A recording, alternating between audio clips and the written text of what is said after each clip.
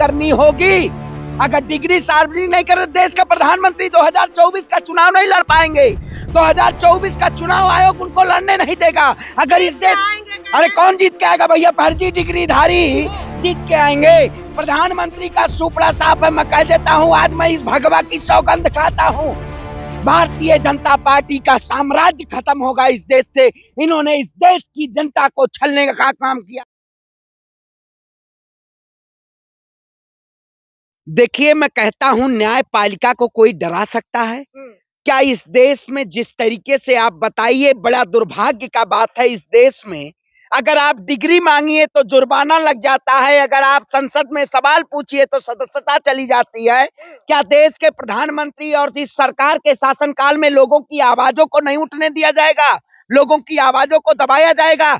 आज देश को जरूरत है एक साथ होने की। भारतीय जनता पार्टी ने आए दिन इस देश की जनता को गुमराह करने का काम किया। ये कैसा खेल है? भारतीय जनता पार्टी खेल है ये। आए दिन तमाम ऐसे नेताओं को, ऐसे उनकी आवाजों को दबाने का काम किया जा रहा है। आप कोई नेता असम का कह देता है मुख्यमंत्री, कोई किरण रिजिजू कह देते हैं। आज बड़ा दुर्भाग्य मैंने देखा, अभी रास्ते में आ रहा था, मैंने देखा अनुराग ठाकुर का आवास अकबर रोड पे है और इनको दिक्कत अकबर रोड से है, इनको दिक्कत है हुमायूं रोड से है। ये लोग रोड के नाम पे देश को भ्रमित करना चाहते हैं और खुद ही उसी रोड पे अपना आवास आशियाना बना के रखना चाहते हैं। इस देश की जनता को जरूरत है कि महंगाई पे बात होनी चाहिए, बेरोजगारी पे बात होनी चाहिए, लेकिन जो लोग इस सरकार से आवाज पूछेंगे उनको जेल की सलाखों के पीछे डाल दिया जाएगा। आज देखा होगा जिस तरीके से कांग्रेस के तमाम कार्यकर्ताओं को सूरत में गिरफ्तार कर लिया जाता है अगर वो राहुल गांधी जी के साथ जाते हैं। क्या वाकई में इस देश में न्यायपालिका ऐसे पायदान पे पहुंच चुकी है कि किसी को भी अगर सरकार चाहे तो उसके ऊपर कानूनी कार्रवाई कर देती है? आपने देखा होगा सूरत कोर्ट में जिस तरीके से राहुल गांधी जी की 2 साल की सदस्यता रद्द की गई, उसके बाद केजरीवाल पे जुर्माना लगाया गया।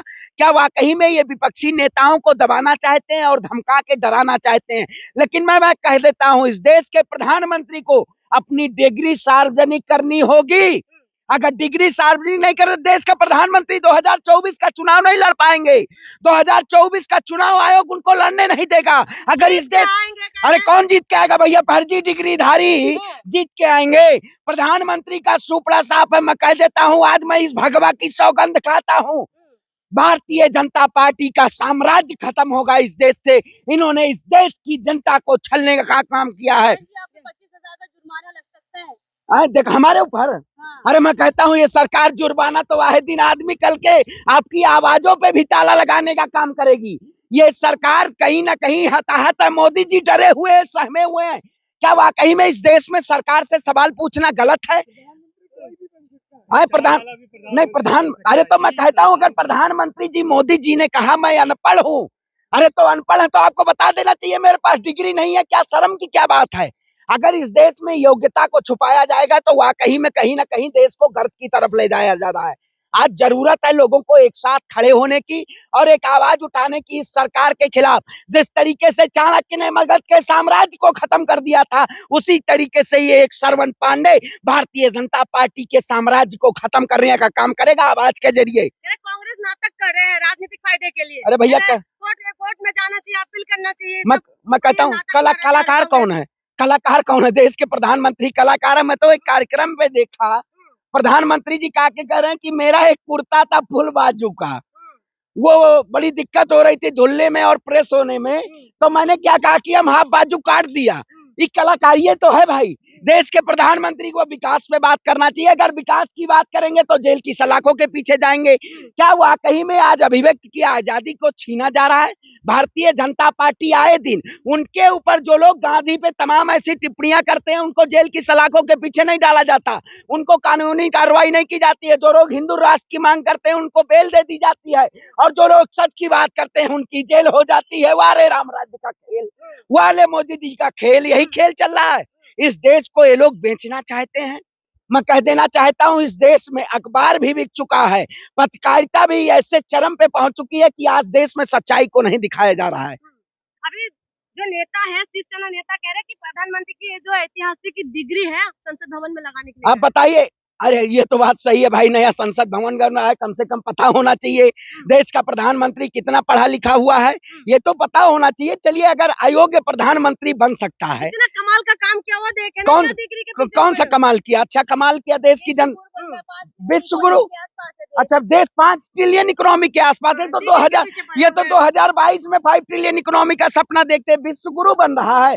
अंतरराष्ट्रीय लेवल की भारत की छवि को धूमिल किया जा रहा है, विश्व गुरु बना रहे हैं प्रधानमंत्री डिग्री जी। के पीछे क्यों पड़े हुए हैं? डिग्री काहे भैया, डिग्री तो अगर प्रधानमंत्री जी कहते हैं मैं एमए किया हूँ, जानते हैं कौन से सब्जेक्ट से किए हैं? Entire political science. ये कौन सा सब्जेक्ट है भैया, मुझे पता ही नहीं है। मैं भी आज डिग्री देखा प्रधानमंत्री का।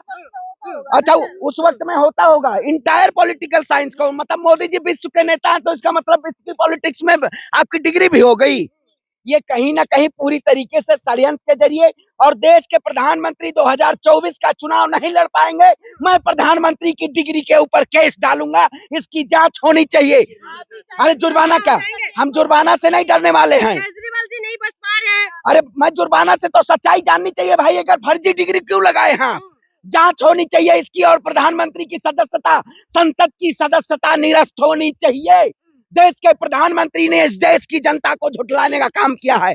आज जरूरत है लोगों को एक साथ खड़े होने की, और इस सरकार के खिलाफ आवाज उठाने की जरूरत है। श्रवण जी, प्रधानमंत्री एक भाषण में कह रहे हैं कि भिन्न जो लोग हैं वो मेरे अंदर भी और बाहर जाकर भी जो सुपारी देने का काम कर रहे हैं 2014 से, मेरी छवि को धूमिल कर रहे हैं। अच्छा, ये तो बड़ा दुर्भाग्य है। अगर इस देश में प्रधानमंत्री नहीं सुरक्षित है, तो सुरक्षा जांच एजेंसियां क्या काम कर रही हैं?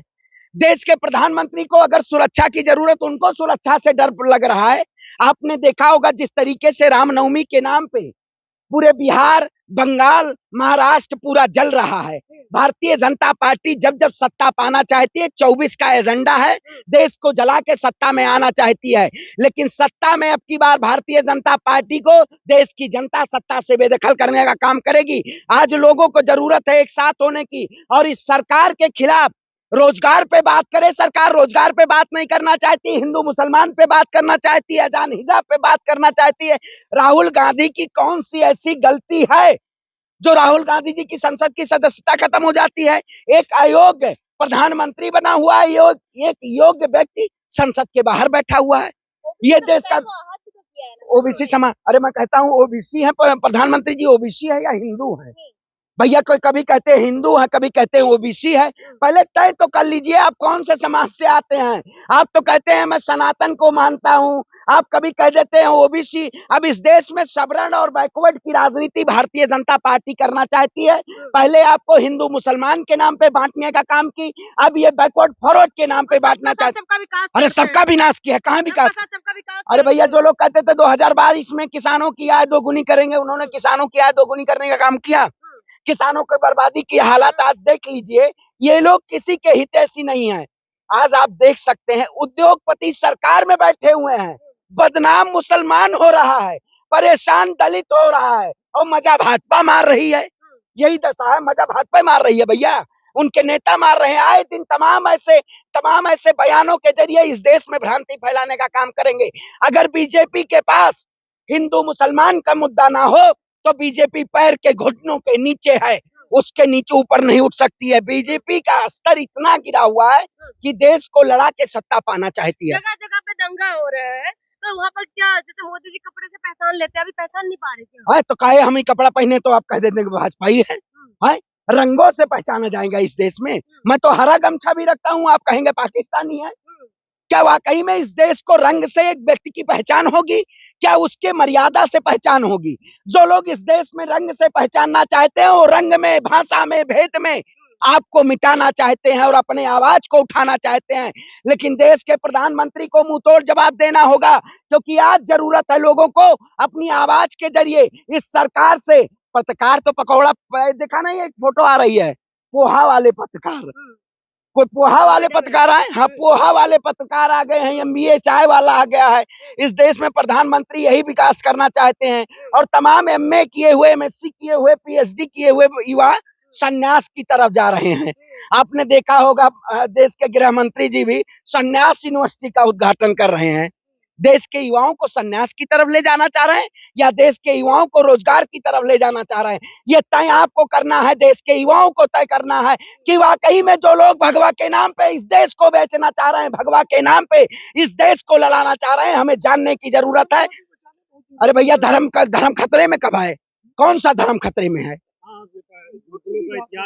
अरे भैया, मुगल कब शासनकाल था? अंग्रेजों का शासनकाल, मुगलों का शासनकाल, ये तो काले चोरों का शासनकाल है।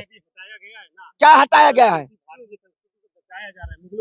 भारतीय संस्कृति को नाम से बचाया जा रहा है या प्यार से बचाया जाना चाहिए?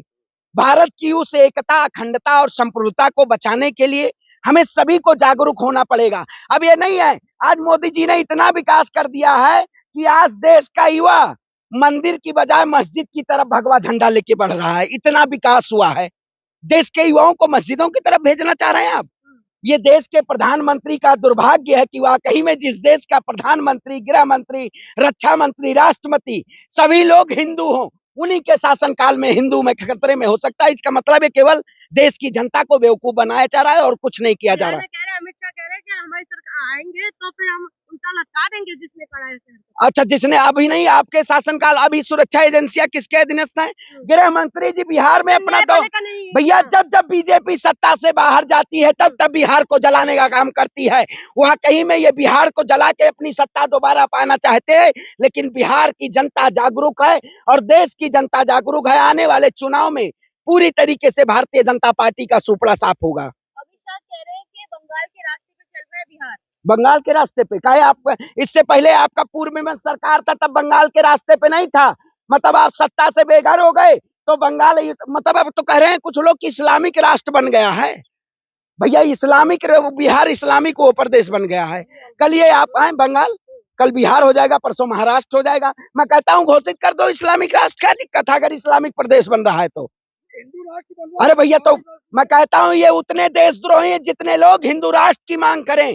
जो लोग मुस्लिम राष्ट्र की मांग करते हैं ये लोग देशद्रोही हैं। ये देश को तोड़ के और देश का खात्मा करना चाहते हैं। लेकिन भारत को बचाने के लिए अगर मेरे खून का एक एक कतरा इस लहू को कुर्बान हो जाए तो हम अपनी भारत माँ को बचाने के लिए मैं इस लड़ाई को लड़ूंगा और भारतीय जनता पार्टी को मुंह तोड़ जवाब देने का काम करूंगा। न हिंदू राष्ट्र बनेगा, न मुस्लिम राष्ट्र बनेगा। भारत सभी का है, सभी का देश रहेगा, इसे कोई तोड़ नहीं सकता। बीजेपी इसको खत्म करना चाहती है, लेकिन हम बीजेपी का साम्राज्य खत्म करने का काम करेंगे।